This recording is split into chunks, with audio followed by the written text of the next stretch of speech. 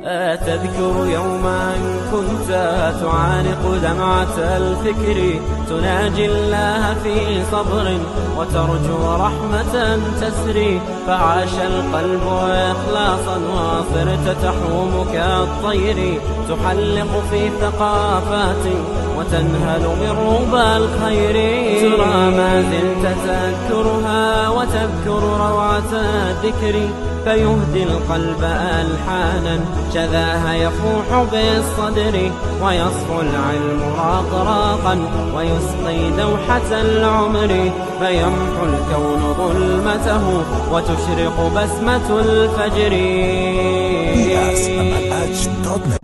بسم الله الرحمن الرحيم وأصلي وأسلم على سيدنا محمد وعلى آله وصحبه أجمعين. اللهم علمنا ما ينفعنا وانفعنا بما علمتنا وزدنا من فضلك علما ولا عاقبة للمتقين ولا عدوان إلا على الظالمين. So, ladies and gentlemen, brothers and sisters, we continue today with inshallah life and time of Abu Bakr. So Abu Bakr radiallahu anhu was the first among free and independent men to embrace Islam.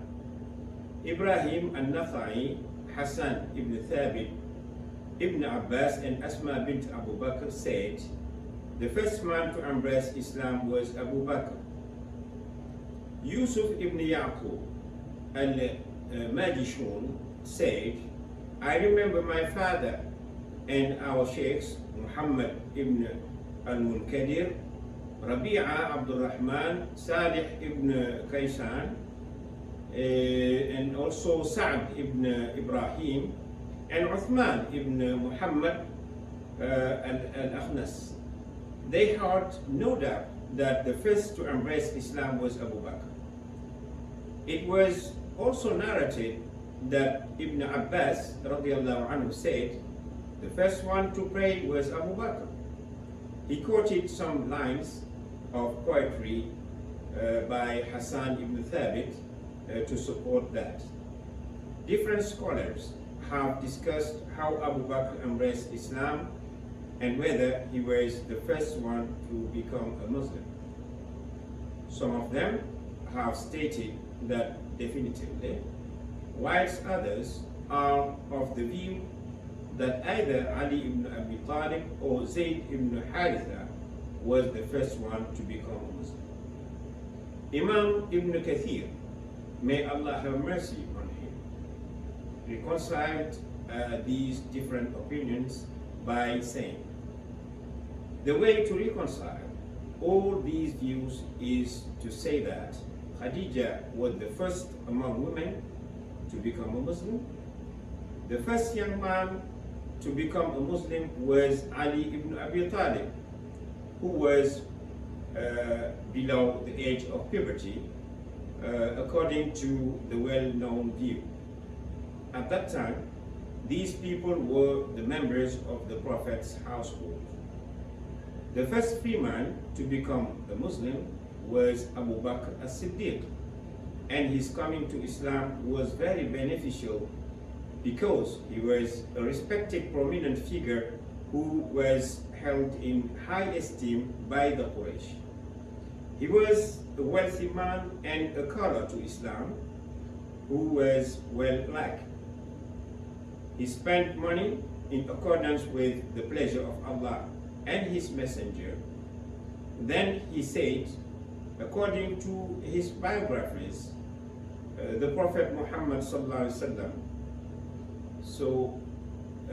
rejoiced when Abu Bakr as-Siddiq became a Muslim. As the mother of the believers, Aisha radiallahu anhu said, when the Prophet Muhammad sallallahu alaihi wasallam finished speaking, Abu Bakr radiallahu anhu embraced Islam. The Messenger of Allah sallallahu alaihi wasallam left his house, and there was no one between the two mountains who was happier than him at Abu Bakr's acceptance of Islam. Abu Bakr was like a treasure that Allah subhanahu wa ta'ala had stored for his messenger.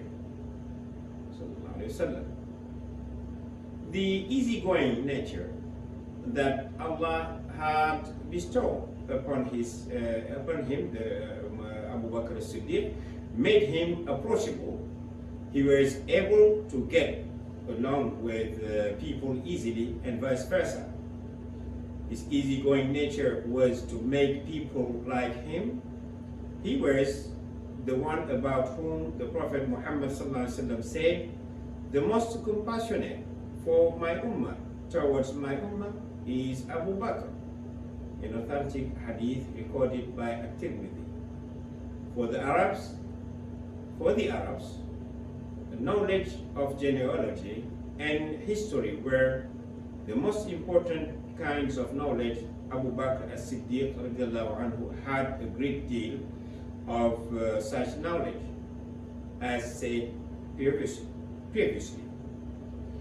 The Quraysh acknowledged that Abu Bakr as-Siddiq was the most knowledgeable among them in terms of their genealogy and history, both good and bad.